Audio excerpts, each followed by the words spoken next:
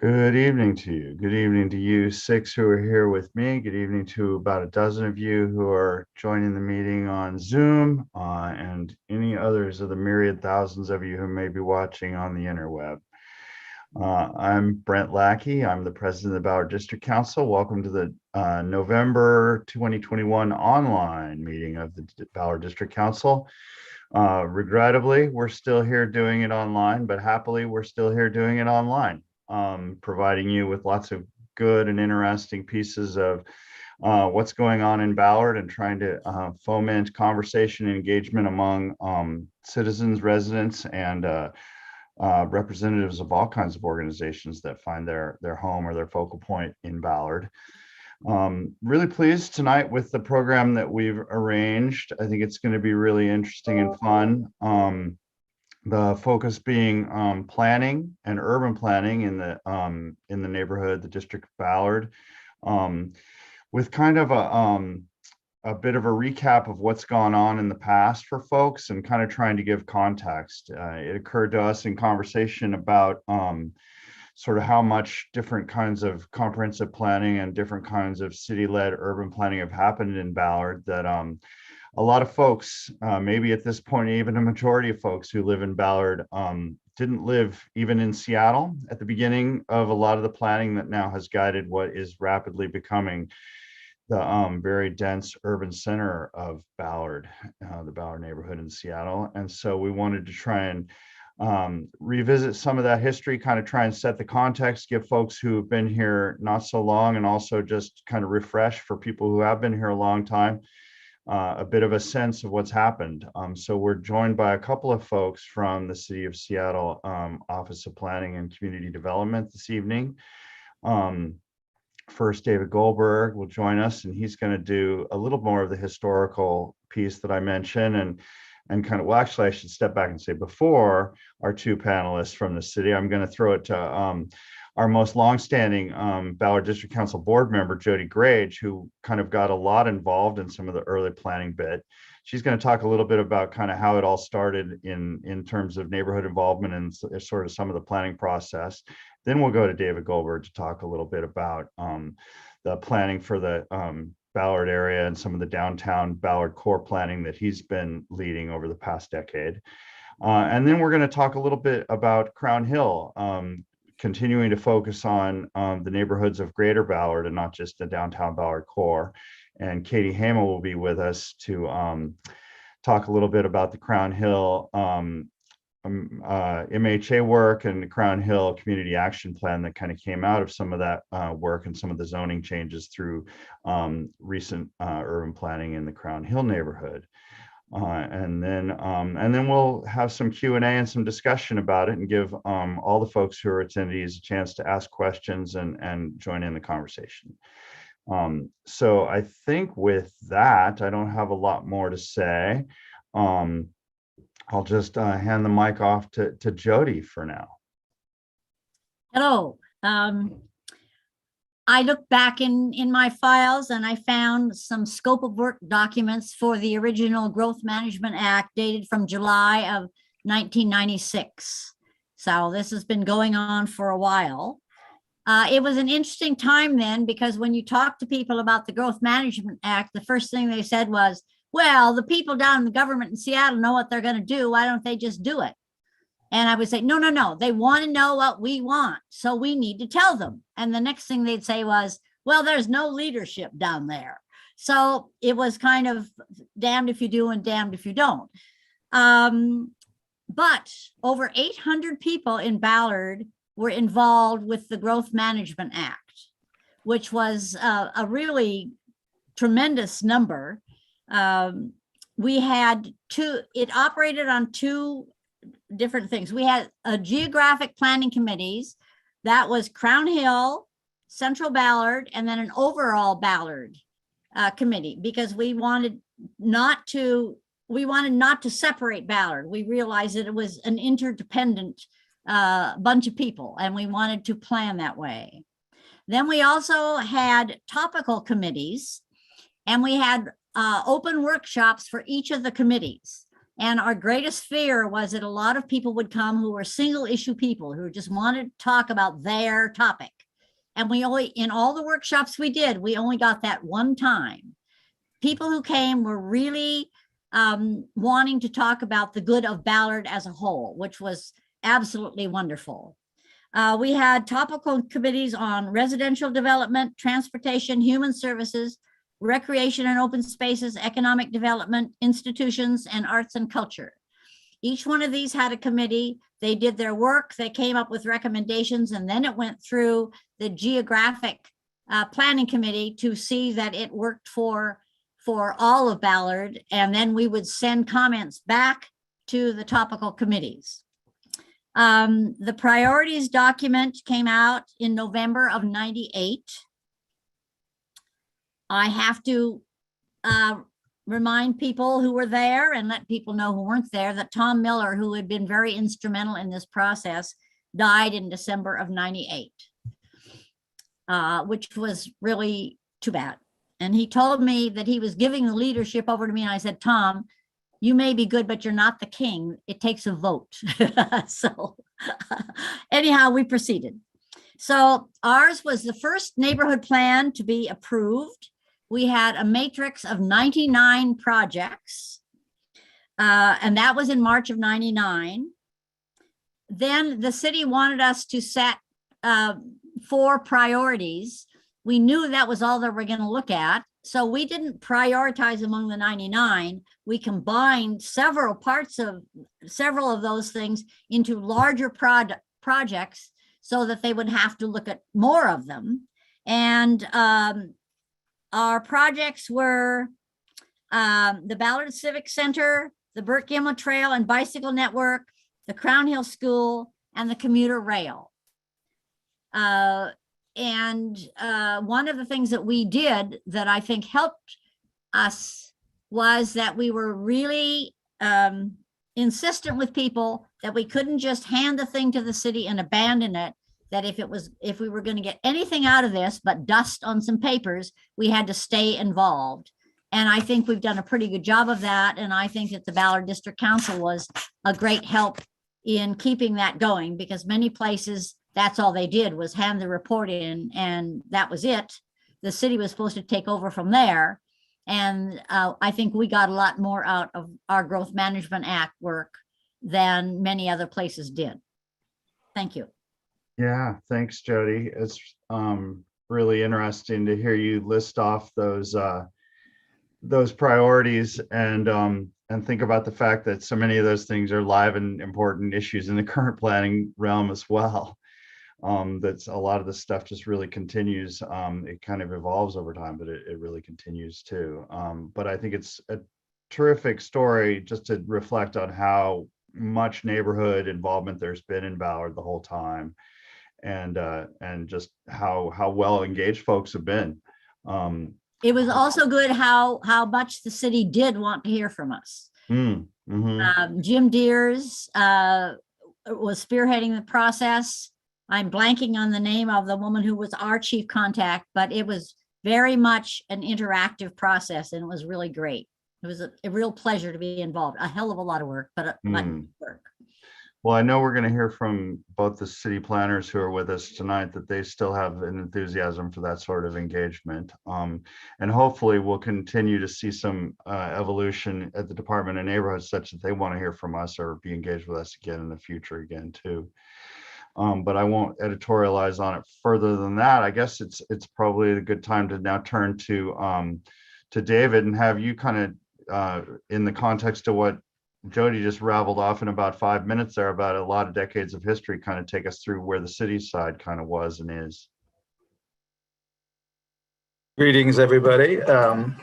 It's good to see familiar faces, and I know there are other familiar faces out there. Jody, thank you very much for that. I remember you. I'm wondering whether Jill Novick was the project manager? Yes, yeah. Jill Novick. Yes. So I worked with Jill back then. Ballard was not one of the but I was a little bit younger then. It was not one of the communities that I worked on. I worked for the neighborhood planning office on Fremont, Queen Anne, up and down, Admiral, Greenwood, Finney, Belltown, Westwood Highland Park, Delridge. Not all the time, but had my hand in all of those projects. So I do have a bit of history, and you got all the facts and figures right. And I think that idea that you had about putting together projects into not one little project, but a kind of coordinated thing was something that influenced how actually the neighborhood planning office asked all of the neighborhoods to package their work, identify 3 or 4 key strategies that weren't just one thing, but were actually a group of projects that would have an impact in the community. Because while we can do crosswalks and things like that in libraries, it often takes multiple things working together to bring the change that we want. So how much time do I have, Brent? You're welcome to take a good 20, 30 minutes. Okay, I'm going to fly through a whole bunch of slides because I think some folks want details, but I'm going to check in at a couple points. When I share, and the details that I'm going to provide are some of the more recent zoning and development changes, because most people probably are looking at this from the perspective of how they're experiencing Ballard now. And they may have come to Ballard because of the way it is now. Some folks may be looking at this from the experience of how did Ballard get to be the way it is now? I moved here 20 years ago. This is not the Ballard I remember. So I'll talk a little bit about how Ballard got here, not much, but more about what are the regulations that are guiding development now, to give you an idea that it's not just happening randomly. Folks have thought about it and tried, and your neighbors have worked to try to guide it as best they can. So it gives you an idea of the intensity of involvement by the community and the responsiveness of the city. So hopefully along the way, folks will interrupt me. And with that, Brent, I believe I have sharing screen capacity, right? Yeah, you should. If you don't, we'll certainly make it work. Okay. I should also just note, David, that and for the attendees' benefit, there's looks like about 15 or 18 attendees in the meeting right now, in addition to we, the panelists. And okay. Attendees have the capacity to raise their hand and we can see it. They don't have mic or camera capability, like if you were in a meeting. Right. We're holding this as a webinar. So I guess what I'll say is we'll try to interrupt you if somebody raises their hand in the attendee group, but I'll also suggest that it'll probably work best if you're an attendee and you have a question, try and hold on to it if it makes sense to hold on to it till David's kind of done, and then we can have a Q&A with him. And there's a chat function too. Yeah, the chat will come to us as well. Okay. Okay, We'll so like this is working out. I've got a nice starting screen. David Goldberg, I'm with the Office of Planning and Community Development. I think we have the longest acronym in the city. And I often joke that it is OPCD, Office of Planning and Community Development, also stands for Other People's Cash and Dollars. We have historically not been a capital department. And what we've done and done well is bring together multiple departments to kind of work with community and develop a picture of how community wants to develop, both physically and organizationally, and then work with other departments internally to share that vision and make the investments, whether they be program investments or physical investments, to bring about the community's vision. So I first want to start, and Jody, you came to mind when I developed this one, because at one meeting, Jody reminded everybody that we were not the first community to live here. Ballard has been a landscape that has changed over the years, sometimes quickly and sometimes slowly. The picture on the left, change was well underway while there were still indigenous folks living here. But it did not take but a few years to see the dramatic change that you see in the middle pictures, where trees were cut, mills were erected, streets were built, buildings were developed, and a city was born in Ballard. And the buildings on the picture of the right remind us that although some of the physical structures still remain, the people have changed. And when we think about planning, we have to think about the scale of change. We often think about it from a perspective of a day, a week, a few years. But communities change, and they can change dramatically. And the change that's undergoing now is the one you're experiencing. It's different from the one that people experienced previously, and that's different from the ones that your kids will experience. So Ballard has, as Jody said, has had a tremendous amount of community engagement. When the city adopted its first comprehensive plan in '94, and Ballard was one of the first communities to participate in planning. The city has a growth management plan called a comprehensive plan. It's required by the state. The state requirements basically say that cities of a certain size and counties of a certain size have to plan for growth. Can't say no to growth. You have to plan for it, and you have to align capital investments to do it. One of the key things about that is that the cities get to decide how capital investments come. Seattle does not go out and build infrastructure generally before development comes. Historically, chances are the house that you live in, the apartment that you live in, the infrastructure that supports that was developed by the person who built the site. If you're living in a bungalow, a developer bought 1 or 2 lots after somebody subdivided and created parcels, built some streets, and then they built the roads. Sometimes they even provided streetcars for that. To this day, Seattle still requires development to pay for its infrastructure. So what does that mean when we have large projects that come in?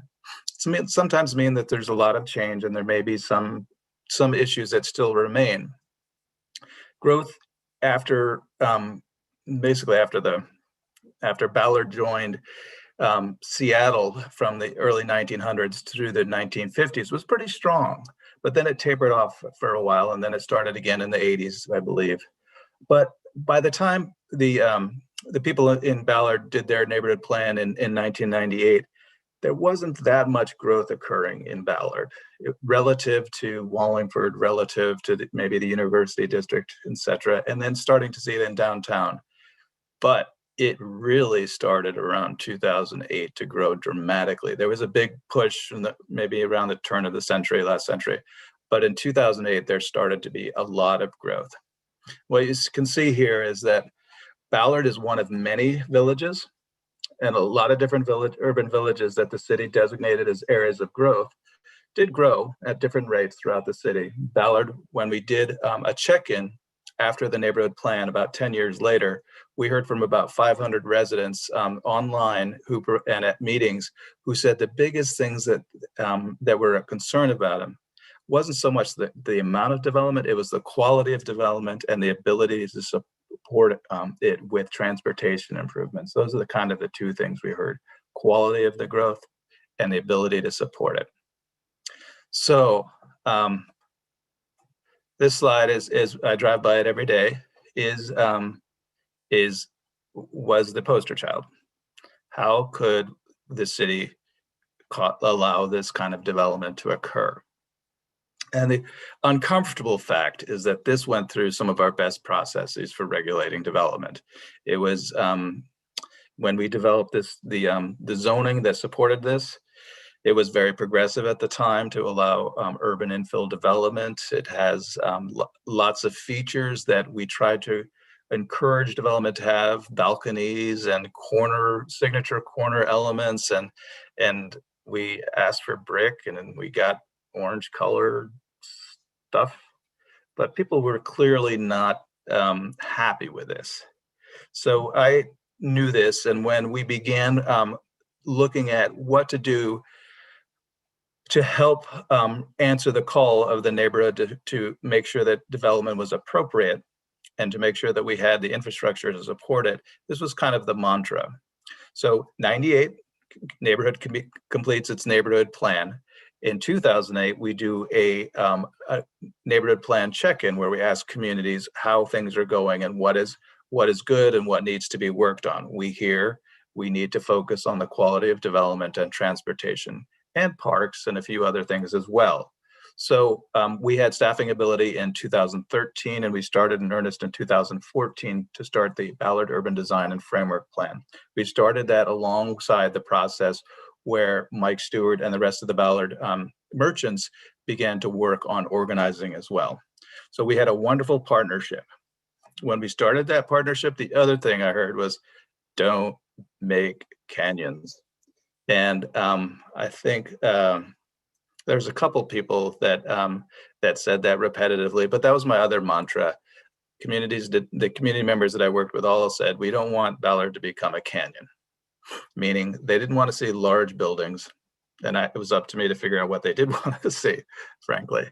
So who was involved in 2012? I've now zoomed from the history of Growth Management Act that through the fact that this community has changed a lot over the years to a process in 2014 to 2016. Who all was at the table? And a lot of these people you all know, from Tom Malone and Catherine Wheatbook to Ethan Van Eck, Linda Melvin, Mike Kars, Jim Riggle, some folks who have passed on, unfortunately. I want to sing my praises to Julia Park, who participated throughout and unfortunately died of cancer. But everybody put their effort into this for over 2 years. And I would be really remiss if I didn't stop right here and say one of the prime forces in terms of articulating visually and organizing the conversation about the quality of development was Aditi Kambuj, who worked with me and really kind of led the design conversation in this project. I believe she's now a Ballard resident. She was at that point, I think, living in Beacon Hill. And after 2 years of working here, she decided to move here. Okay, so the first thing is zoning. We heard that people were really concerned about the quality of development. So our toolkit has zoning as being the main element of it. We started off with figuring out, well, what is Ballard and what do community members want to preserve or enhance about it? And we did a long exercise of identifying the different areas of the community. I had lived in Ballard for about 5 years at that point, and in Seattle for a couple decades. I knew that Ballard was one of our wonderful examples of a community that was not built around just a trolley line and a linear strip of commercial uses, but was actually a fairly complex mix of industrial, residential, commercial, auto-oriented businesses throughout, so that it was going to be really important for us to identify what are the different characters of the area, what do they provide community that's important, what is missing, and how can we use the existing character and build on it to set the course. So you can see here, the central area, the pink area is kind of really the historic core. The yet lighter yellow area is the area where people get weekly and monthly supplies. The brown area is some of our more dense residential, and the light blue is the edges of the industrial area. At this time, we had a conversation with the manufacturing industrial people, like, what do you want? And what we heard is largely, we would like for you to leave us alone and really not plan for us at this point. And we said, okay, that's great. We can do that. I think it's important that you sit alongside and make sure that message is heard throughout the planning process, so nobody's mistaken about that. So we focused on primarily the downtown part of Ballard. David, just kind of for folks, just give us a little bit of street geography just for the Can you see my yes. I live and breathe maps, so I know these things. So my mouse is going up and down 15th, and you can see the bridge down here. East and west right here is Market Street, and this is, let me see, Ballard Avenue right here. Yep, there's Ballard. Ballard Avenue. So, and this is where everything gets crazy and you can't get from here to there because all the blocks are crazy. The interesting thing about this, and most people, it doesn't make sense until you think about how Ballard was founded as being a maritime area oriented. So if you think about not these diagonal streets here, but the fact that these streets here are perpendicular, they were at the very beginning of Ballard, they were trying to establish a grid oriented to the shoreline. And that meant that it was diagonal to this area of the shoreline right here.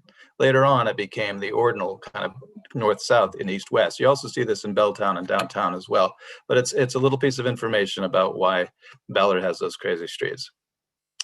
So it was a long process. We went through many conversations and worked through countless meetings where we showed images to a committee of about 20 folks, and then had larger public meetings and came up with a series of zoning recommendations. By the time we got here, we knew that the mandatory housing, the HALA stuff that people talk about, that would result in a increase in height in exchange for the development of affordable housing. We knew that was coming. So we focused on not only improving the character under the existing zoning, but what might we do if it were to go up 10, 15 feet throughout the area. We did not propose any height increases at that time, knowing that it was going to likely go up. So what we did focus on, what are the types of zoning things that we can do that would enhance the character of each of the individual areas. So the first thing we knew that we would like to correct was these light blue areas. These were general commercial areas where people go to in the past to get kind of weekly, monthly, yearly goods.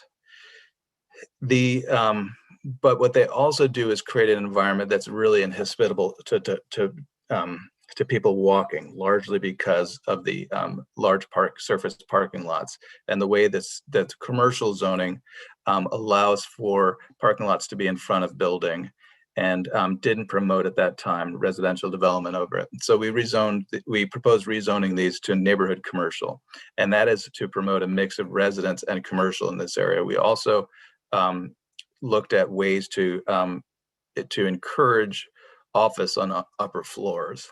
So these areas you can see here, this is 15th Avenue right here. So Safeway, Ballard Market. These are the areas that we propose to be, when those redevelop, there'll be a much kind of more diverse mix of uses in those areas, probably with residences over here. Over here is in the area of the gym and the Eagles, right? I think that's the Eagles. Eagles are up on the right there. So this area has old auto uses, and that's been transitioning for a while. So those areas went to, and this is an area right along Market. So those areas we proposed to rezone to neighborhood commercial. The other thing that we did was we established this thing called a pedestrian designation. So a pedestrian designation is an overlay. And what it does is it adds requirements about entryways and the location of parking and the dominance of commercial uses on the ground floor.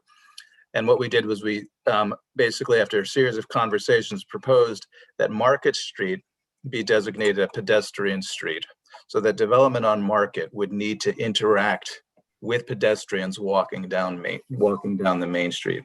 And this is the character that you see for over 100 years on Ballard Avenue and the older portion of Market between 17th and 24th. So that was the second thing that we did.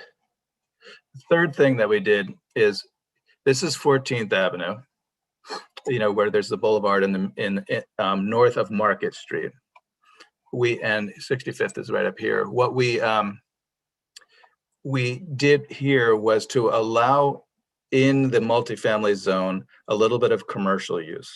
So many of you are familiar with the little glass shop along 14th Avenue, and there's a couple other buildings. Historically, a street like that would have very small scale commercial development, maybe a little greengrocer or something like that. So we allowed that. The other thing we did was, so that was very little rezoning that we did.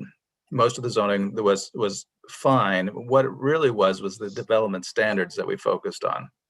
So David, did most of that zoning that was already existing then, was that all established in the comp plan before your process? Like in the that had been in place for a good 10, 15 years. Right. There had been some gradual changes to the neighborhood commercial zone in the 90s. And some refinements to that, but those zones had largely been there for a good 10, 15 years. Yeah, that's part of what I wanted to just capture. Most of that came from the immediate post GMA Growth Management Act comp plan citywide, right? That really said, okay, Ballard, you're going to be an urban village. That means we're going to have a lot of big buildings. It just didn't blow up like that until, as you showed us, basically sort of 10, 15 years later. And another point to that is in most cases, the zoning already existed for numbers of years. many years, Mhm. there's been commercial zoning in these areas with rather loose height limits. Development just hadn't occurred. Right. So We didn't in have an most Amazon driving it. right, in most cases, a development where you saw in central Ballard where the Ballard Common is now, it was a Safeway back to a QFC, a huge sea of parking on either side, and the two grocery stores back to back. Right. And for decades, they'd been able to build 20, 30, 40, actually probably 40, 50 feet in that area, but never did. Right. So while Growth Management Act focused attention on accommodating growth, it focused attention on accommodating growth generally where there was zone capacity, and that capacity hadn't been used. Right. So now that we saw the economy of Ballard and the city taking off, we began to realize, okay, some of these big buildings were coming in. So one of the first things we did was say, okay, if it's a big building, we need to figure out ways to require it to break up its facade so that it looks smaller. And we call that facade modulation. And we based it on a study of what were the width of the buildings that existed historically in Ballard. And those are in 50 to 100 foot pattern. So we developed a standard that said, okay, you have to provide some break in the building to replicate that pattern so that you fit in with the older development. Second is if you do a really big development, we have a limit of the lot coverage. So and it would basically, what that would say is we were seeing a lot larger development come in, and basically we said that you can only cover 80% of a lot if you get up to an acre. This would only be rarely happen, but it would basically require ground-related open space.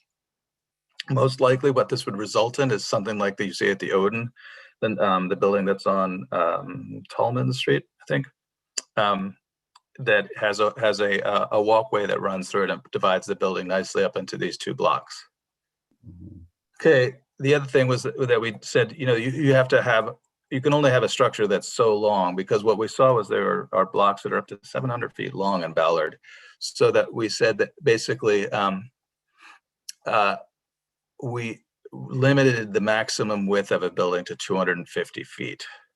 So it forces developers to think in a smaller scale. So the combination of the facade modulation and the limit of the buildings would essentially give us increments that were somewhere around the size of the Ballard building, maybe a little bit bigger, maybe a little bit smaller, depending on the lots. But that was our intent, again, to fit into the existing structure. I'm getting really geeky, so into the zoning thing. So apologies for those of you who are just like super zoned out on this. But again, I want to give you the sense of all the things that we've thought about, and that will help you to think about why development's happening the way it is now, and hopefully equip you with, if you want to participate in reviewing development, to be able to do that. So the next thing we looked at is like upper level setbacks. Those had been removed in the late 90s, early aughts, largely because there were developments going into the Pike Pine area that were doing development without modulation to the facade, and they were turning out really well in many people's opinions. So the city folks said, well, why not let's do this everywhere? Well, it turned out that the pattern of development in Pike Pine area was a lot different than it is elsewhere. So those upper level setbacks are kind of coming back because what we're seeing is outside of the old urban corridors, the development tends to be much larger, and we need to employ multiple techniques to reduce the bulk and scale. So basically, above 45 feet, there's a setback, and then above 65 feet, there's another setback. So this helps to reduce the canyon feel of the area. Okay, we're done with zoning. That's not the fun stuff. The fun stuff is design guidelines. And this is where it gets really interesting. So not only is there zoning, but there's a way for a community to talk about the design of a building. They can talk about some things, they can't talk about other things.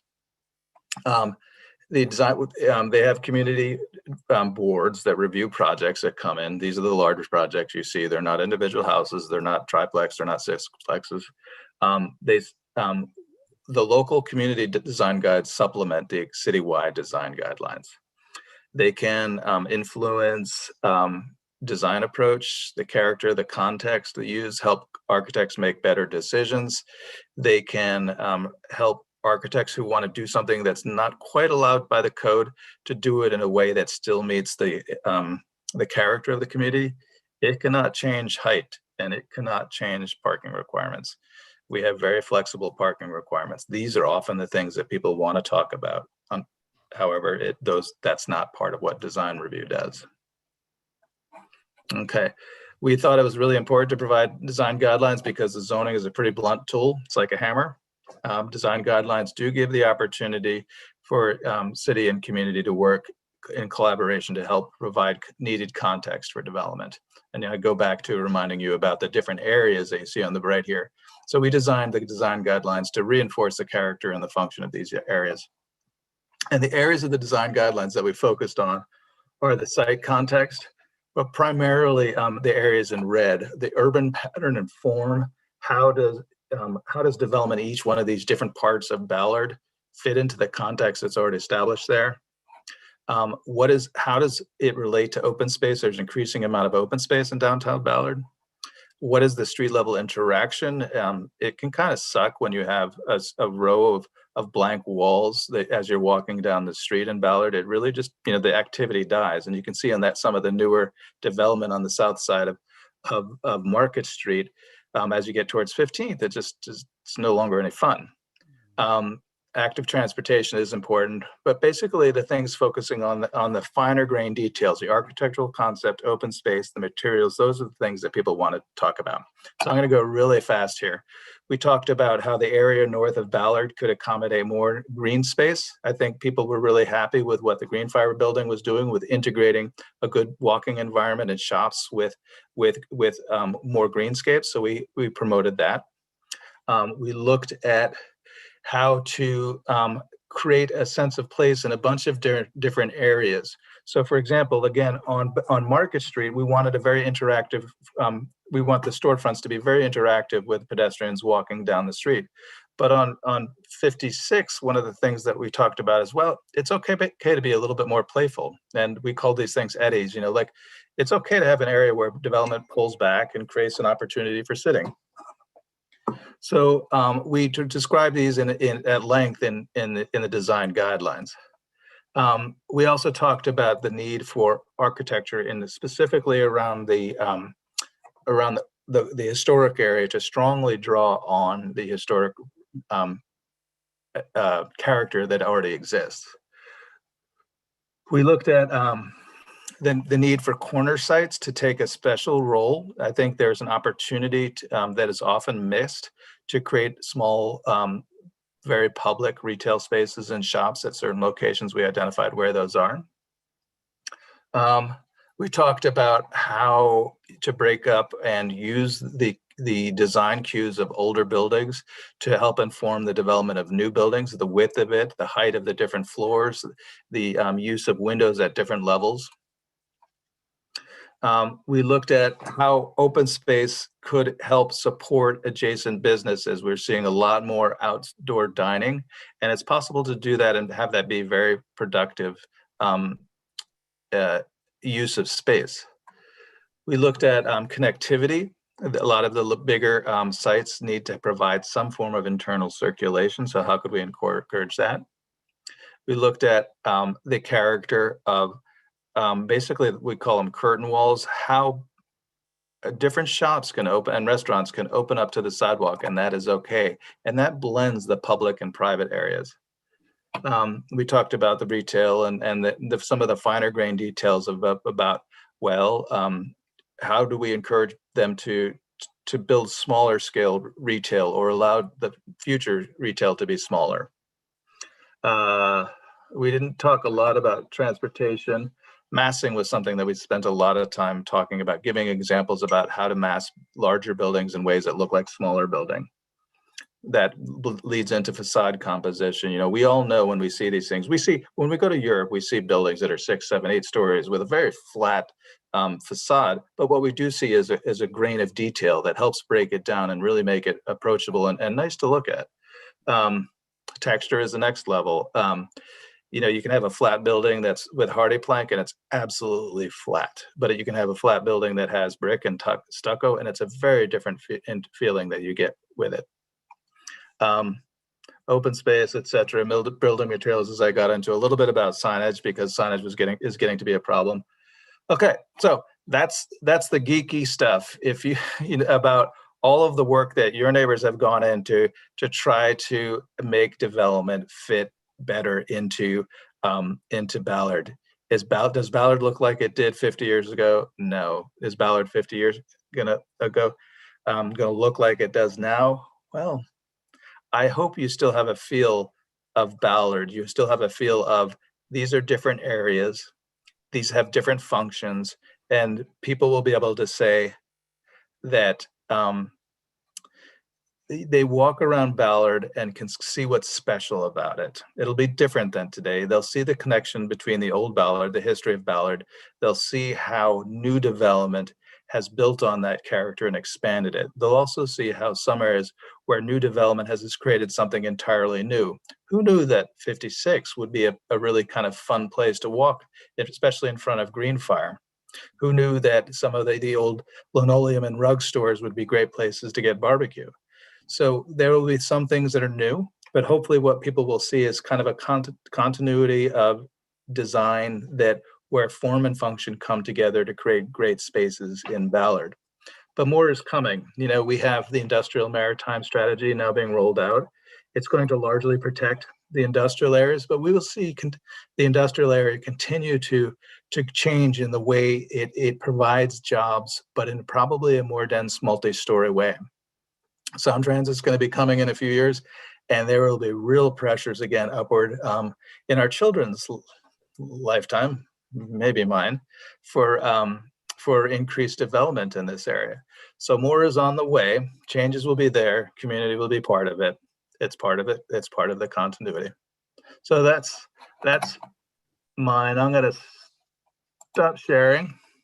Apologies again for being a geeky land use planner. I get paid to do that. And we like the geeky stuff, Dave. You're good. I think a lot of the folks who come here have come to really appreciate that that the Ballard District Council meetings are a place where you're going to get more density than surface. And we'll let people kind of delve in where they want, kind of as follow-up. I guess we hit it with a few questions. Look like Jody wants to ask a question first. We can't deny her. She's been more involved in the planning than any of us. Yes, I moved to Ballard in January of '76. One of the things that I wanted to say about the Growth Management Act was that when people get antsy about growth then, and they get antsy about growth now, I just say, look, people are coming here despite how much we talk about the rain and the slugs. So we have a choice. We can either have houses from the Olympics to the Cascades, or we can have infill. And that gives people something to think about, because that's really the choices we have. We in Ballard were fortunate to be among the first ready with our plan, because there weren't an awful lot of rules. And so we got away with things that maybe we wouldn't have been able to later. But also, I think the city did use some of the things that we came up with, like the grouping of projects for neighborhoods that were coming farther along the line. So, and I think it's also important to remember that cities make rules to correct things they wish they'd had rules about before. So when things aren't working, a new rule is made, and then something happens to make that one not work so well, so another rule gets made. So it's very complicated, but it's a matter of trying to get things so they work well. And it doesn't happen, unfortunately, all at one go, and it's not always very successful. But I think that part of what has to happen is the neighborhoods, a wide spectrum of the neighbors, have to really stay involved and not just grump, but see what can be done, and also realize where you are in time and space. Over. Helpfully put. Thank you. Angie's raising her hand. I don't know if she has a question or she's going to vocalize someone else's, but I'm going to call on her. I'm going to further suggest that if you have a question and you're an attendee, go ahead and put it in the Q&A or put it in the chat. We'll see it and we'll try and bring it to the panel. Great. Yeah, I was just going to start. I always have questions of my own, but I was going to start pulling from some of the other ones that people have been posting. The first one that came up earlier was Kirk is asking, is concurrency still a requirement of the Growth Management Act? He says, we've lost the open space of Ballard Commons Park, which was part of how Ballard was sold on all these mid-rises. What is the remedy for that? Kirk and I go back a long way. We worked together on the Queen Anne plans, and I would not expect to be in the same place if he didn't pose a good question. So thank you, Kirk. So concurrency is, and you know this, is a word that people have lots of perceptions about. The Growth Management Act does require concurrency. It gives a great deal of leeway to the local jurisdiction, the city, county, whatever, to define what concurrency is. So, and it gives quite a leeway in terms of time and space about how concurrency is achieved. In its broadest terms, it means that infrastructure needs to be present to support development. There is a lot of gray area in terms of how much infrastructure, what is the quality of it. Those things are defined by level of service often. Because the city has taken an approach where development pays for most of the infrastructure where concurrency is required, street improvements, sewer and water and so forth, that is generally handles it. Ratepayers pay for the larger infrastructure, you know, so you get the concurrency mandates for the for Mudhoney work along the Ballard waterfront, and then things like parks where we have park levies and so forth. The ability to provide parks comes in bits and pieces. It doesn't come with each building. It comes like in Ballard Commons. It comes in here. So, but your specific one is that, you know, kind of, have we done a bait and switch in terms of concurrency? You know, promised this and we got that. It is amazing that Ballard Commons came out, and it is a testament to the Ballard residents that it did. It is up to you all to draw your own conclusions about whether it is meeting its intent. As you know, me as a city person, I have and a resident of Ballard, I have my own opinions. So I think that is a good question to pose and to continue to pose to directly to our electeds about. Well, that's certainly a hyper diplomatic answer. Yeah, we're well, asking. I get paid for that. We can tell you that we're sure as hell it's not performing as it was intended, or they would have put a sign on it that said campground. So it's obvious that it's not what Parks Department intended or what you intended in the beginning. Hopefully, as we move into the coming year in a new administration, there'll be some kind of a solution to try and find housing for the folks who are having to live there. And I worked for the Parks Department for 7 years, and I can't tell you how many things it could get really hard to sell a community on a park if they have thought that there was a public safety problem. But in the end of the day, we need to continue to fight for our parks, for them to be created, for them to be maintained, and for them to be programmed. Those three things, when they come together, create a great park. There's advocacy now, and I see Dave Boyd to try to create a park at the end of 24th Avenue when SBU is done with their big project down there. There's work to be done to continue to return Ballard Commons, and there will need to be more parks that are maintained, developed, and programmed. Well said. We certainly agree. We on the board of the Ballard District Council. Can I just ask a clarifying one on that? So you're saying there's no built-in mechanism though, when a park is created to ensure that it's continued to be used as it was originally intended? There's no kind of built-in city accountability or planning accountability for that. It's up to the community to.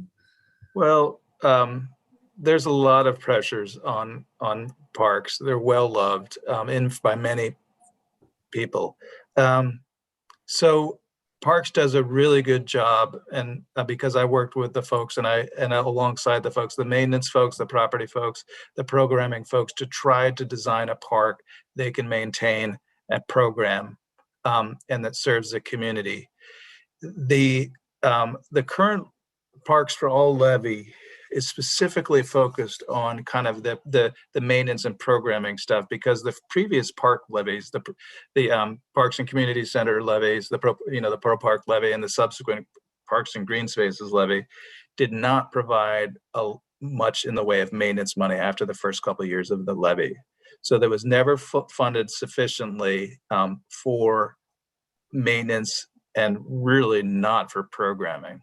So this is something that has been a challenge at the state, at the council level and the mayor level, and well, I just have to leave it at that. But well said.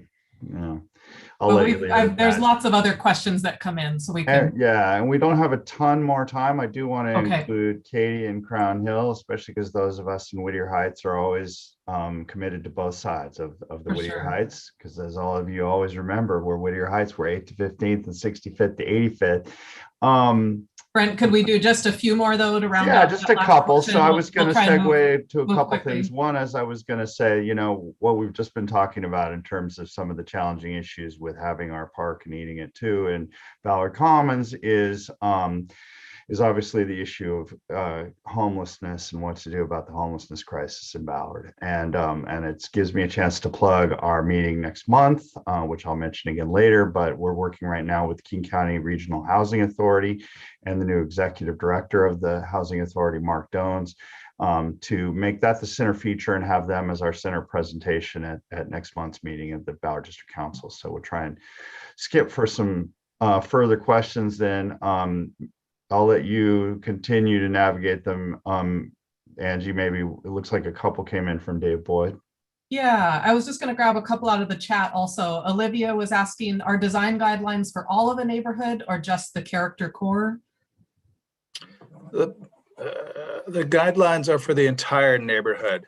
These increased specificity largely applies to the core areas, the more dense residential and commercial areas. Part of that is because that the outlying areas are largely under the design review threshold, and the intensity of the development is not as high. And I can understand if people do not agree with that assessment, but that was the one we discussed at length at the time about why we focused on those areas. And then one other comment that came in, which I'm sure others in the community may not agree with, but Hugh is saying abolish design review, please. So, that image, there were many articles written about the Urbana saying it doesn't do what we need to do. And so there are a lot of opinions on that. There we go.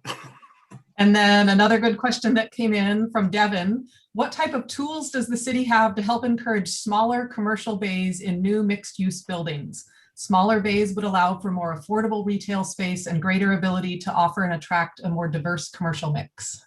Maybe I can take this one. Thank you. So as part of MHA legislation, we made a couple of changes to some of the NCP zoning. So I can give you the code reference if you want to look it up. It's 2347A008C, in which we specifically, I know this because I helped write it, in which we actually look at requiring small business spaces in new development. So in those P zones that David was talking about, the pedestrian overlays, in which we're really trying to encourage that very pedestrian oriented, sort of business oriented neighborhood districts, there is now a requirement that says if you have 5,000 square feet or more of commercial space at grade, you have to set aside a certain amount of small spaces. And we define what small spaces are in there. We also changed some of the depth requirements for those spaces. We also revised the standards for live work units. Previously, you could kind of just have like one room and it didn't usually function as a workspace. It was just a live space. And so now there's actual separations that need to happen between the live space and the workspace. So we did do some tweaks to the code to really encourage more small spaces for businesses. Does that mean they'll be affordable? That's a whole nother question, but the size of the space is one thing that we can address through the land use code. So Thank you. And Brent, I'm going to squeeze in a few more. We've got lots of good questions. I don't think we have time for a few more, but I'll let you go for about another 3 or 4 minutes. Okay. Solar Grandma is asking, how many low-income units have been built? Do any of the cartoon condos qualify as low income? I don't have a number for you about them. My mind says that there's been a few. They've been focused on some of the very low income and transitional needs in the area. Just because a unit is small does not mean that it's affordable or that it counts as affordability. The affordability is tied to the income of a person and the ability to pay. So it's if you're at a level that's 60% or lower, and in some cases 80%, but generally 60% or lower is when the city's money kind of starts kicking in, and for 50 to 100 years, depending on the source of the money. So there's not a lot of that going in currently that I've observed in Ballard, though people may be more up on, other people may be more up on that than on me. If it's through MHA, I know that there was a report in the Seattle Times maybe 3 or 4 months ago that noted that no official affordable housing had been, was currently planned or in progress in Ballard through MHA. And then let's see, so Dave Boyd had the question saying that you spoke about connections between the Ballard Hub Urban Village and BINMIC. How can we break down that divide and reconnect the urban village with its waterfront? And maybe you can help me remember all the letters for BINMIC. I know it's the Industrial Maritime. It's Ballard Interbay Manufacturing Industrial Center. Thank you. So, wow. You know, so if you look at it from Gene's perspective, they would like to see a Eugene Wasserman. They'd like to see a screen probably between the two, in terms of folks in the industrial area are very concerned that the increased residence along the edge will inhibit their use, and so there's a need to kind of think about there being some form of a barrier between them, but not necessarily physical. So I mentioned there have been a bunch of things that the open space folks in Ballard, which Dave is a part of, have been really instrumental in doing. The street end parks, 8th, there's a whole bunch of them, 20th maybe, hopefully 24th is going to become a big park. David's leading the charge on that along with a bunch of folks there. I'm a spiritual supporter of that one. So I think part of it is it's just a hugely delicate balance. You know, nobody really wants the other to go away. The businesses aren't really asking residents to go away, but they just want to stay.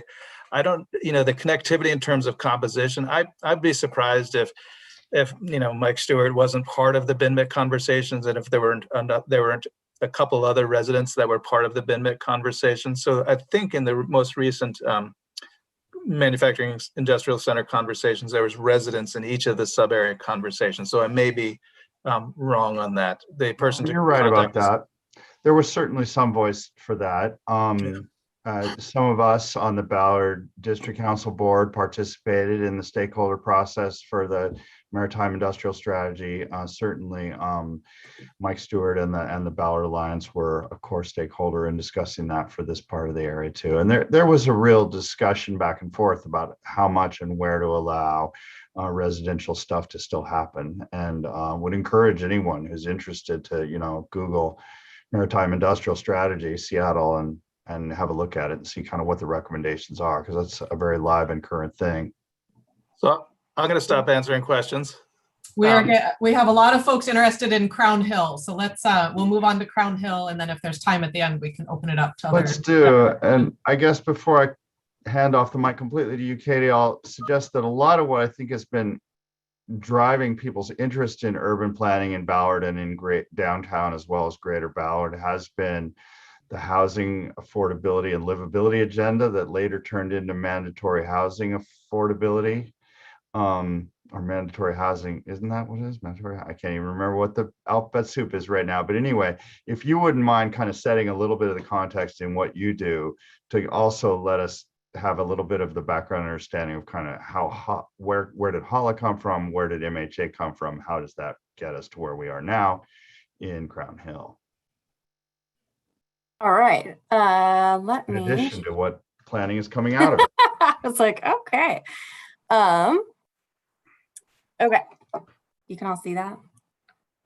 I've done it correctly. We're seeing you, not a shared thing yet. Now Is it loaded now still? it's Okay. coming on. Just had to load up. Yeah, sorry, sometimes it's slow. Yes. So for background, the Crown Hill Urban Village planning started sort of at the same time the MHA was already ongoing. And so the Crown Hill Urban Village Action Plan really focused more on looking at coordinated investments and some of the other things that kind of like what David was talking about, design guidelines, development standards, those types of things, rather than the actual zoning, because that was happening all through the MHA process. But just for background, the sort of premise of MHA is, I'm sure a lot of you have heard, the grand bargain, in which many areas or many of our zones were given an additional, essentially generally about a story, but some additional capacity in exchange for either affordable housing on site or a payment to sort of this pot of money that would be used to fund affordable housing throughout the city that the Office of Housing would be in charge of sort of doling out. So we can talk a little bit more about that, but I do want to talk quite a bit about sort of the planning process in Crown Hill. And I think it is important to note, as you know, I think somebody mentioned that as to date, there hadn't been any affordable housing built in Ballard. I'm not totally sure if that's true, but part of that is OH does work on sort of directing where that money goes to make sure that it is going to projects and places that are sort of have a high need that sort of meet certain criteria. And they have a lot of documentation about what that is, if you want to look it up. But there's just a little bit about me. So I don't have the institutional knowledge that David has, but I do bring a range of experience to my role as a community planner. My background is landscape architecture, urban planning, urban design. I'm also a small business owner. I've been with the city for about 7 years, various positions, permitting, design review planner. Now I'm doing mainly community planning and land use planning or land use policy. So I will try to be quick. I tend to talk fast, so I apologize. So just a real quick overview of what we'll be covering tonight. So I'm going to provide a little bit of the overview of the Crown Hill Urban Village community planning process and the action plan. We'll go over some of the major themes that are in the action plan and highlight some of the work that's already happened or that's currently happening.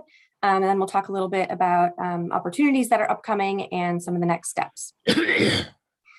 So real quick, just a little background about community context. So the Crown Hill Urban Village located in Northwest Seattle, just north of Ballard. So right about where I had that little circle with the Crown Hill. So I'm showing this on the Waterlines project map from the Burke Museum, which is a rendering of the Seattle region in the mid-19th century, just prior to non-Indigenous settlement. So I do just want to remind us all that as we are talking about the Crown Hill Urban Village tonight, I want to recognize that we are on the unceded ancestral and current territories of the Coast Salish peoples, and specifically the Duwamish, who have stewarded these lands for time immemorial. So this acknowledgement is serving as a reminder, as David kind of talked about, that many of us here tonight are guests on this land and that we should really strive to respect and honor the Indigenous peoples of the land that we are working and living, and understand that change continues to happen. So I just want to also have that serve as a reminder about the history of this place and sort of where we are headed. So the Crown Hill Urban Village, geographically centered around the intersection of I can talk, it's been a long day, Northwest 85th Street and 15th Avenue, Holman Road. So while the Crown Hill neighborhood is partially within the boundary, you can see it in red, the urban village actually includes portions of other neighborhoods, so Whittier Heights and Loyal Heights. And that's just a function, David talked a little bit about this, about how the city came up with urban villages really being centered around frequent transit. And so that's why you have many of our urban villages where the sort of center point of it is two major arterials, because that's where our buses are running. So today, the urban village is a home to just about 2,500 residents, many businesses, many services and facilities that serve both the community, but also bring people from the surrounding communities. So this is a map from 1953 when the area north of 85th was annexed into the city of Seattle. So as you can see, much of that area had already been developed, and much of it was developed without sidewalks or without formal drainage, whereas the area south of 85th, that was part of Seattle when a lot of it was developed, does have formal sidewalk or formal drainage and sidewalks. So like many areas of both North and South Seattle, there is sort of that lack of infrastructure. And so you end up with situations like this after it rains, in which lots of puddles and, no sidewalks, hard to walk around. So Crown Hill, however, also home to lots of great landmarks, amenities, and services. We've got the Wabatea Youth Center. We've got the Crown Hill Park. We have the sort of the Holman Bridge, which is a landmark into the neighborhood. Also some not great environments. There's a lot of very car-oriented, sort of big box stores. The pedestrian experience along the arterials, not super great. So kind of a lot happening in the neighborhood. Hadn't really been a ton of planning in this area. There was the plan that was included with the Ballard neighborhood plan back in the 90s, but not a lot had happened since then. Mm-hmm. So the rezones in 2019 that implemented the mandatory housing affordability, MHA. So those, to be able to put that into place, to be able to put that sort of, you get an extra story, and then you have to do some type of affordability, either a payment in lieu or affordability on site. To be able to do that, we had to upzone to sort of enact that. So in doing so, the city also extended the urban village to include a full 15-minute walk shed from that main intersection at Holman and 85th. So this is kind of the map showing where that extension was. You see the dotted lines. So some of the single family areas in those dotted lines, they were rezoned to RSL, which is residential small lot, which essentially allows a second house on it. Yeah, that's a big change, though. I guess a couple of things. One, if you just want to tell people real quick what a walk shed is, in case they don't know. Oh yeah, thanks. And then maybe just highlight what RSL really does and if it's unique in this neighborhood. Totally. So a walk shed essentially is what we use. It's a measurement.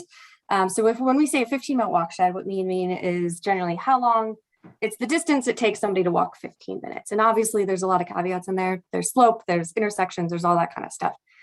We have some like algorithms we use to calculate that, but it's generally, so we say a 15-minute walk shed.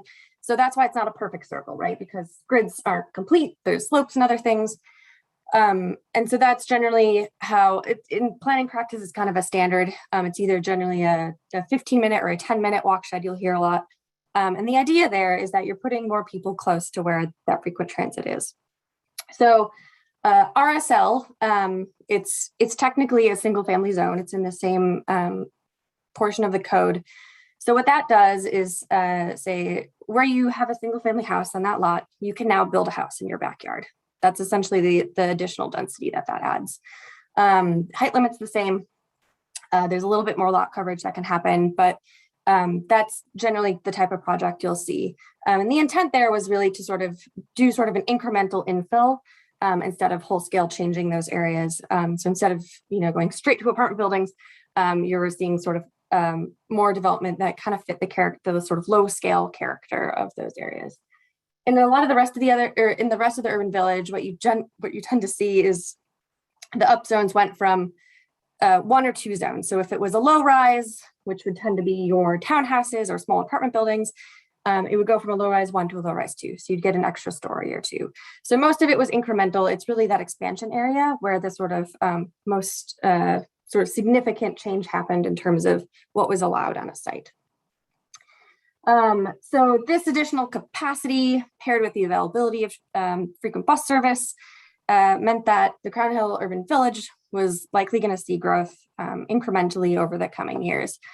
And so in the fall of 2018, sort of as MHA was ongoing, OPCD, my Office of Planning and Community Development, partnered with SDOT, with SPU, Public Utilities, and with the Department of Neighborhoods, or DON, to initiate a focused community planning process in which we could explore strategies for maintaining and also improving the livability of the neighborhood as that physical environment started to change to accommodate more people and more housing. So I have a little snippet of the companion resolution, which directed OPCD, the companion resolution to MHA, which directed OPCD to continue the community planning work that had at this point already begun. So just really quickly, some of the sort of the scope and the purpose of this project, I covered a little bit already, but as that MHA process had already started, the Crown Hill Urban Village Committee for Smart Growth local group, they had already started bringing community together to discuss future zoning changes. And so luckily at the city, we had a head start. The community done such great work in gathering feedback already that we had a head start on understanding some of what those major concerns were in terms of livability as the community continued to add housing.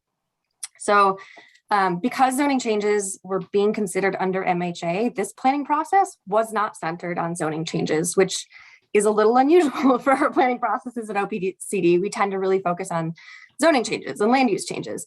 And this one was a little bit different in that we were focusing more on potential investments in potential programs, or how could we really make the community livable as that density was added.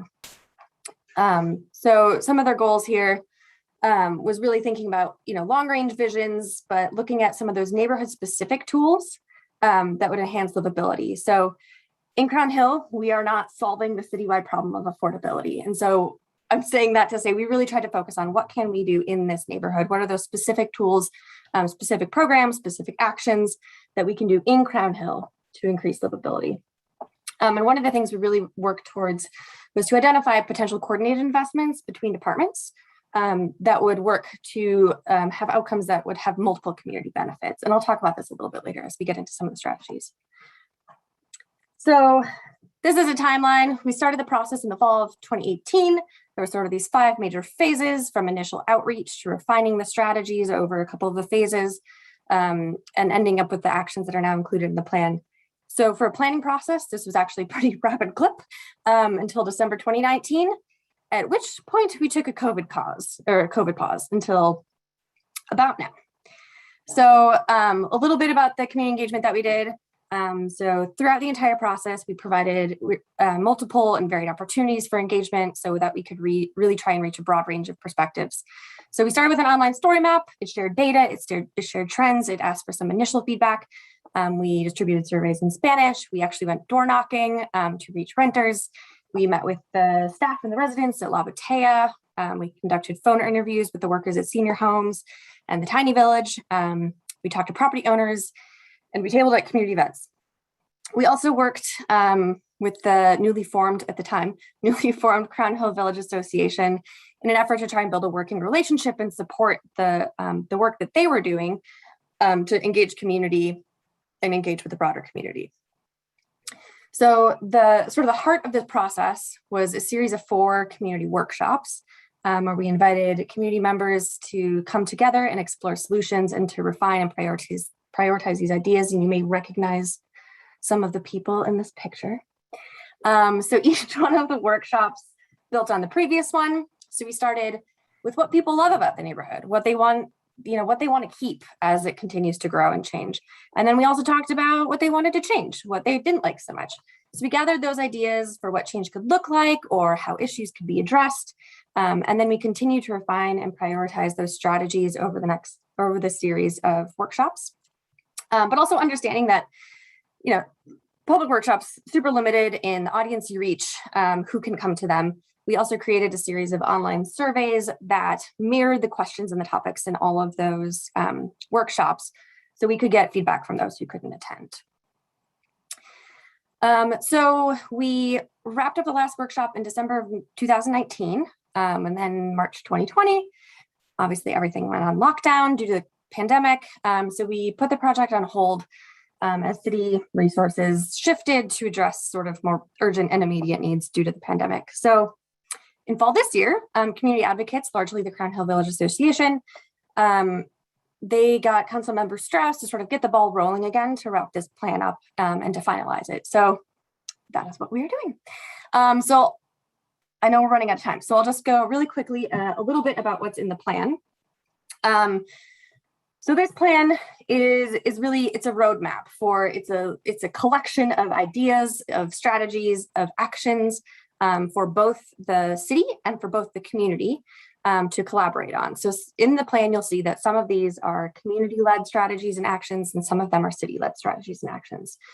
The plan also tries to articulate the community aspirations that we heard throughout the process so that we can sort of, as we're talking about future investments, there's a record of what those are, so departments can look back and understand what the community is asking for. So the plan is organized into 3 community priorities, and each of those priorities have a list of potential strategies and urban design recommendations and opportunities for coordinated investments. There's 11 total strategies, and there's 27 associated actions with those. So I'm not going to go through every single one of them and bore you all to death. So just really briefly, the first priority is about creating a distinct neighborhood with great destinations and a vibrant public realm. So this one is really about balancing growth with open space, with green space, with social spaces, and about sort of fostering this public life and growing a vibrant and pedestrian-oriented retail center that can attract more small local businesses. The second one is about streets that encourage walking and making it easy to get around. So as we saw before, sort of this lack of sidewalks and the drainage issues make it challenging and uncomfortable for pedestrians to walk around the neighborhood. So this section includes strategies that can address pedestrian comfort and walkability, both in the residential areas that don't have sidewalks, but also thinking about some of the connectivity and the experience along those arterial roads and how to improve that. And then the third section is really about community. It's about connected, engaging, and thriving communities. So this looks at strategies that sort of work to foster a more cohesive identity that really brings together those multiple neighborhoods within the urban village. And that supports economic opportunity, local businesses, and continues to work towards building the capacity of those community organizations to lead initiatives and continue to bring the community together. So the plan also does include urban design recommendations that are based on input we heard from the community that can inspire a vision for the character and the quality of future improvements. So there's kind of a mix of different things included in the plan. So instead of going over all of the actions, I'm just going to go through a couple of sort of what I call the key moves. They're focused in sort of 3 geographic areas, just to give you an idea of the flavor of what's in there. So this idea of the Crown Hill Loop came from community during one of the workshops as a way to connect the residential areas of the neighborhood with the commercial core and sort of make this kind of fun loop that could be a nice place to walk around the neighborhood. So a lot of these are focused sort of around that loop. So the first key move we'll focus on is about growing a community identity and a people-friendly business district, or sort of this social hub around what is called Coleman Grove. So community members express this desire for sort of this identifiable center. Right now, there's not really a center that would pull the neighborhoods together. And so they pictured this as sort of a compact, a walkable, a very pedestrian-oriented business district that would have some community gathering space, that would have some smaller social spaces, and most importantly, that wasn't directly on 15th and Holman. Many of the community members thought that it's just never going to be a very hospitable street, and so they kind of wanted to take some of that energy off of it and just put it slightly to the east, so they could really focus on creating a pedestrian environment instead of having the traffic of those arterials. Many of the community members were sort of interested in exploring these like living streets and shared streets and really doing sort of street design that was pedestrian priority, and how we could think about programming the right of way to really prioritize pedestrians for more outdoor seating, for linear green space. So we had a lot of fun looking at sort of different concepts and things for that. So this desire to grow this new social and retail heart of the neighborhood arose really early in the planning process. Luckily, so early that MHA had not yet been enacted, and we were able to work with Councilmember O'Brien at the time to add an amendment to the MHA zoning that actually designated 1 block of Mary Avenue and 1 block of 90th as principal pedestrian streets. So David had talked a little bit before about the pedestrian designation, about the requirements that that has for commercial spaces, for certain design features like transparency. So that is actually now applied to the north portion of the block on 90th and a portion of, 90th and the north portion of the block on Mary. So that when new development does come in, they will need to build to those requirements. So that amendment was really, an early win to support the community's desire to grow that pedestrian-oriented commercial district, not directly abutting 15th, but just slightly off of it. So other amazing things have already happened. The Crown Hill Village Association did this amazing series of summer street festivals in 2019, in which they also planned and implemented a street mural on 90th. You can still see it if you go drive by. It's super cool. They also work to get a curb bulb installed and some decorative planters and create a community garden in sort of this unused triangle right of way because the street angles are kind of funky. Really amazing, cool improvements. Just shows like the power of community when they get together and do cool things. Highly recommend you check it out. So those are things that are sort of already in the works that they're doing to really make this space a community gathering space, to start to build that momentum and that sort of that energy around making this the center of the neighborhood. As I mentioned before, a couple other things included in MHA was the small business spaces and the live work development standards, which hopefully will also help to make sure that future development does really have small businesses in this area, that it's focused on sort of creating that very, you know, pedestrian oriented streetscape. So future work that the plan calls out is thinking about designating portion of Mary Ave or 90th as a festival street. So that's something you can work with SDOT to do, to encourage the neighborhood to continue to hold events, to do public art projects. There's tons of permits through SDOT for more street murals, for sort of more banners, for fun things like that. And then one of the things the city is committing to is working with the community next year on development standards and design guidelines that can support that idea of the Holman Grove, that can support the idea of this pedestrian-oriented business district. So the second key move is about improvements to the pedestrian realm along those major arterials and shaping some of that new development. So thinking a little bit about transit access and walkability, and also just making it a safer and more pleasant and more walkable condition along those stretches of arterials. So some of the actions included in the plan is looking at where additional pedestrian crossings can be added on both 18th or 85th and 15th. And actually there was a new pedestrian and bike crossing added at 15th and 83rd earlier this year. And that was one of the things that came out of sort of this initial planning process that was through the neighborhood street fund, in which OPCD worked with the community to apply and get that put on the list, and it was voted for and implemented. There's also some spot improvements at 85th and 15th that the plan calls out, but other things that can happen are continuing to work to activate those underutilized spaces in the public realm, such as the community is doing with the Holman Grove and some of that unused right of way. Because that curve of the street happens on Holman, you end up with all these funky angles, and there's all these little slivers of like, they're technically right of way that you can do fun things with. And so thinking more about how can you make some of those corners, how can there sort of be a continuous chain of these fun things happening on the corners on the corridor. And then again, we can look at development standards to encourage more pedestrian amenities along that street, to encourage more mid-block crossings because the blocks are so long that the connectivity across is not great. So those are some of the things we can look at there. And then finally, walkable streets in residential areas, and particularly we're using sort of the 17th Avenue Greenway as a focus area. But as we said, many of the areas that are zoned for some of those lower density residential streets, they don't have formal drainage, or the drainage capacity challenges are creating additional hazards for pedestrians. You saw those puddles. And again, it's not just true in Crown Hill, this is actually in neighborhoods in North and South Seattle. So while traditional curb and gutter sidewalks, so, you know, the 6-inch curb are seriously expensive, there are some lower cost alternatives for making streets more comfortable for pedestrians, such as separated walkways or cost-effective walkways that can also incorporate GSI. So when we talk about coordinated investments, that's what we're talking about. So some example actions in the plan, implementing more greenway and healthy street improvements. So while we were on pause, the 92nd Greenway was completed. There's the pedestrian crossing at the Holman Bridge that now has a signal. They've added in some curb bulbs and some additional crosswalks. The home zones and traffic calming interventions. So home zones is currently in the budget, so we'll kind of see where that land, but home zones essentially is it's the picture on the bottom here. It's a program at SDOT that looks at, you know, what streets can some traffic calming interventions really help on. So that could be cost-effective walkways, that could be speed humps. And then we could look at design guidelines, development standards to support that idea of the Crown Hill Loop, so we could really prioritize those streets for some of those investments to make them walkable, to make them more comfortable, to add in some of these facilities.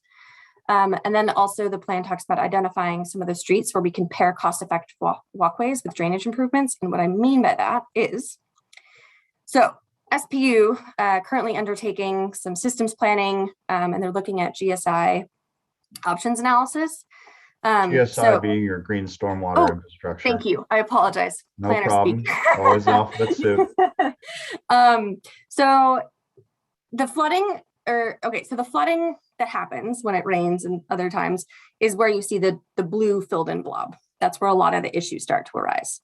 However, the area that is outlined in blue is a contributing area, which means a lot of the rain that falls there dumps over to the other area. So not only do we have the opportunity to look at where the flooding is happening, but we can also look at where it's coming from. And so the red lines on the map are where there are no sidewalks. And so if we start to look at where those overlap, we start to see where there are opportunities for SPU and SDOT to essentially combine forces, combine investments to make sure that we are installing any GSI at the same time we're installing cost-effective walkways or other pedestrian comfort improvements. So that's just kind of what I mean by coordinated investments. So the plan looks to sort of identify some of those streets as well. Almost there, almost there. Next steps. All right, so exciting news. We're publishing the plan Monday, fingers crossed. So Monday we'll be publishing the plan along with an accompanying survey just to get people's feedback. We'll have it open for about 2 weeks. And then I will be working to update that plan based on the feedback we get from folks and finalize that plan in early December, at which point Councilmember Strauss is hoping to do a briefing at the Land Use Neighborhoods Committee and also do a resolution acknowledging the plan. So come 2022, that is when OPCD will pick up work on developing the design guidelines and the development standards. So you'll be hearing from me more. And we'll also continue to be working with SPU and SDOT on ongoing projects in the neighborhood to make sure that they are in fact using the plan to help guide those investments.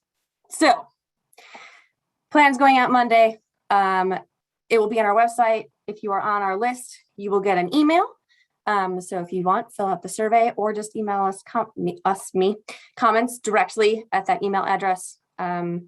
Super excited to hear what people have to say about it. But other opportunities that are upcoming to get involved. So things are happening right now, as I mentioned, SPU and their Green Stormwater Infrastructure Program. There's some work that'll probably be happening there in the next quarter or two-ish. So keep an eye out for that. The Route 40 Transit Plus multimodal corridor is ongoing. That is looking at how to improve the Route 40 through street design interventions. They released their 30% draft. And so that's available on their website. And then, as I mentioned, the design guidelines development standards next year. So I'll be coming back for that. I also want to remind people that there's tons of existing funding and programs that can help implement some of the actions and strategies in this plan. The Neighborhood Matching Fund is a great one. They do a yearly cycle or they have a smaller ongoing grant cycle for up to $5,000. SDOT has tons of neighborhood and community permits that are free. They've changed a lot of these in the past year to make them free, to make them easier to get. So those are street closures, trees and sort of landscaping and greening and art. So check those out. They're all super fun, great ways to get the community involved now that we can sort of meet with each other in public.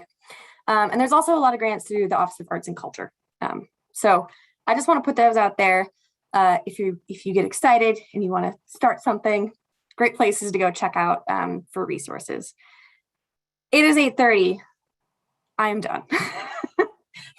I apologize. I did not leave much time for Q&A. We knew it would very much be impossible to finish this up quite by 8:30, and we didn't mind that at all. A lot of people have a holiday tomorrow, so we'll just assume that folks can run a little late tonight. I'm going to cut off your sharing screen. Go for it. And hopefully we're all on here. And I'm going to try to make it so I'm not showing everybody else, but I did want to well, first I want to thank you, Katie, very much for the presentation, and thanks even more for getting our plan through and back alive again on your end. I included Karen LaBelle here too, because she had attended the meeting, and she's served as sort of lead neighbor and getting a lot of this work done. And she's been critical in the sort of keeping the Crown Hill Neighborhood Association, Crown Hill Business Association, now the Crown Hill Village Association going along. So Karen, I wanted to ask you, to just weigh in a little bit on kind of the neighbor participation in all this process and kind of remind folks about your organization as executive director. Thank you. I would like to first thank Katy. She has been a really wonderful leader in this planning process, and we've been grateful for her advocacy and really direct engagement in our planning process. So thank you, Katy. We're super excited to see this moving again. We've been hearing a lot of feedback from neighbors saying, you know, we attended all these meetings and now nothing has come of it.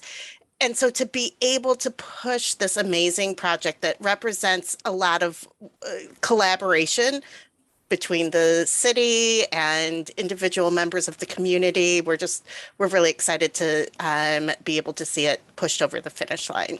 And we're really hopeful to have a large comment, a lot of people comment during this upcoming 2 weeks. The more comments we get, the stronger the plan will be.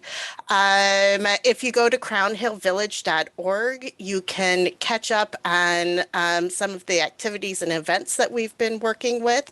And you can also sign up for our mailing list. We're going to be sharing resources for you to be able to reach out to your neighbors to encourage them to also comment. So can I put a link in the chat? You can. I'm not sure if everyone can see it, but go for it anyway. All righty, there you go. So yeah, we're really excited about the next moves. The Home and Grove project has been able to continue working. The Crown Hill Community Garden has donated nearly 3,000 pounds of food to the Ballard Food Bank this year. And we look forward to being able to grow that project and that gardening space in the Home and Grove. And that is also a result of all of this planning work. So, yeah. Excellent. Brent, there's a couple of questions that came in. Can I just work those out real quick before we finish up? I think so. I think we should fit in just a few minutes of questions and then we'll wrap up. Wonderful. Mary Jean is wondering, she says the pedestrian improvements promised to the neighborhood at 83rd and 15th haven't been implemented. They were delayed for a year due to the pandemic and promised for 2021. Is there any news on that project? So for 83rd and 15th, pedestrian crossing improvements. Yes, great question. Thank you for that. I am currently working with SDOT to try and figure out like when they actually think that'll be anticipated. It's still on the docket to happen. It's just all the budget stuff kind of got wonky the last year with everything. So I am hoping to have that information in the plan of when the anticipated installation date is for that. Great. Thank you for the reminder. Yeah, and then Alessandra has a question. As kids are heading back to school, she's concerned about safety walking to Whitman through Crown Hill, the Whitman Middle School. How are we thinking about pedestrian safety in this area? How would you like to think about pedestrian safety in the area? For real though, so as I mentioned, there's a couple different ways to sort of address that. So we can do cost-effective walkways, some other things. It depends on what area of safety you're talking about. If it's separation from vehicles, if it's, lighting, if it's other things. So we are not prescribing anything at this point. And so this is where we can work with the Home Zones program. We can work with some of the other grants to say, what is the solution for this particular area? What needs to happen? What's the intervention? So again, this is why I encourage you to comment on the plan. And so that way, when you have those ideas of saying, we think this needs to happen here, we can include that. So as we're working with SDOT to figure out what investments need to happen, we've already heard from you and we don't need to go again and say, what do you want to see? So I highly the upcoming survey is a really important time. Okay. Totally. Yeah, that's exactly right. It also may be, certainly part of our concern about public safety in Crown Hill and Whittier Heights is closely related to the encampments and the problems we've been having along Mary, just adjacent to the Safeway and just south of 85th, between 83rd and 85th, and adjacent to our sort of newly renovated Baker Park up there. Yep. Karen, I think you were involved though in a recent kind of site tour with the police chief. Is that right? No, you I weren't. able to be part actually of got that. to tag along on that one. Rudy Pantoja helped set that up, and Safeway Management and their, kind of loss prevention security team was there. There's a lot of really serious issues related to drugs and property crime and some personal assaults and all kinds of things. So public safety is definitely a really important issue.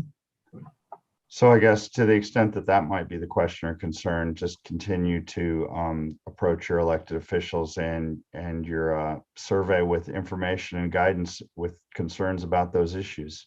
Mhm. Yeah, I mean, and I wish I had a better answer for you, but honestly, I don't. Like I said, the Crown Hill plan is not here to address some of those citywide issues like that.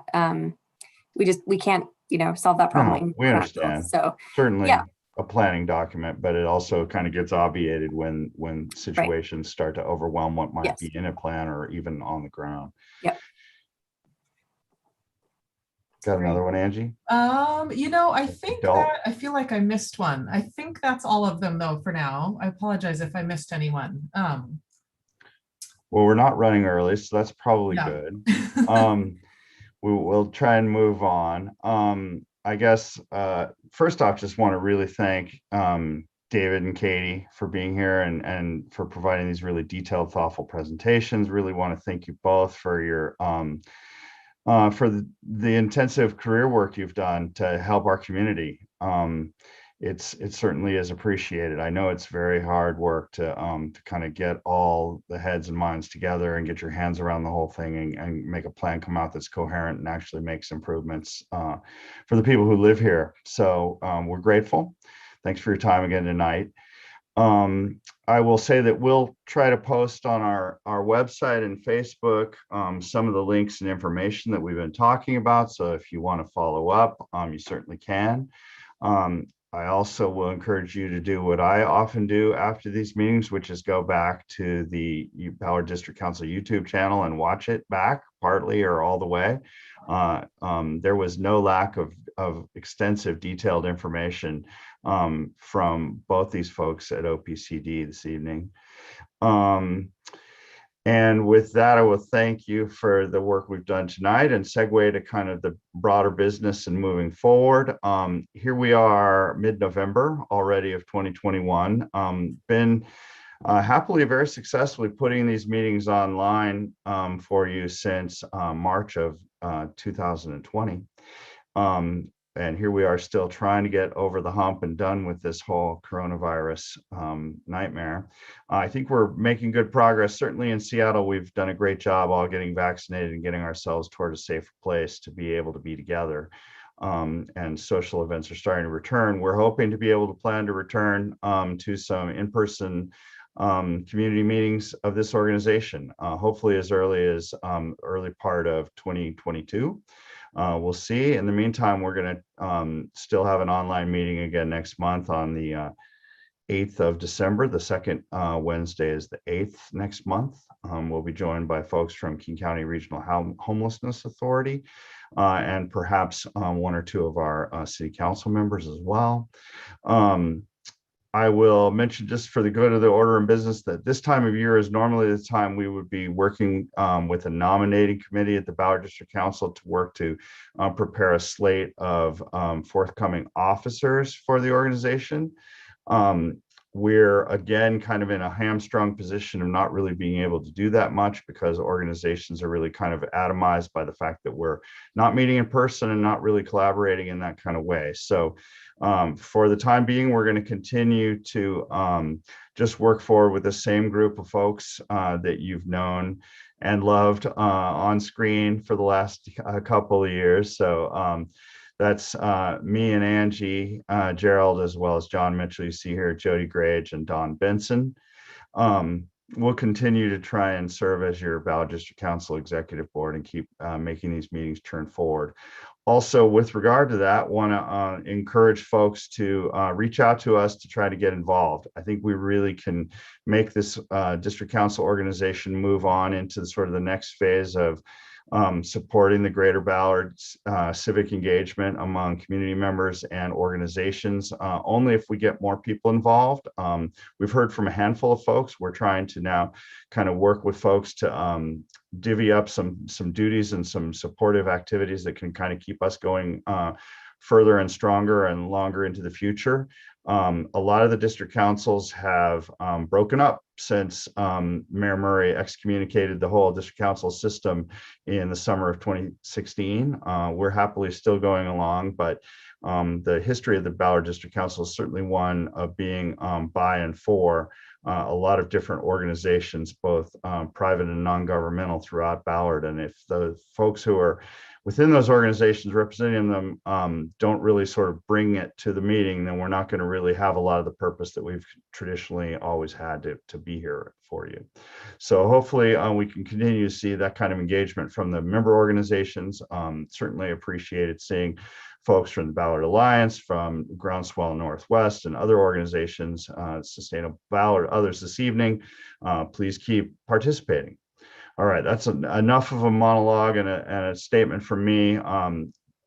Questions, feel free to direct them to me at president@ballarddistrict.org, or to Angie at VP at, well, is it VP or is it Vice President? Yeah, it's Vice President at ballarddistrict.org. But if you send it to info@ballarddistrict.org, goes to both of us. So right, certainly does, and to others here. And you can always find us on Facebook, YouTube, on the internet. Enough said. Want to just acknowledge the millions of Americans past and present who have served honorably in the armed services of this country. We honor them tomorrow. Have a good Veterans Day. Have a good Thanksgiving, you all, and appreciate all your time this evening. We'll look forward to seeing you in December on the 8th. Good night. thank you. Good night.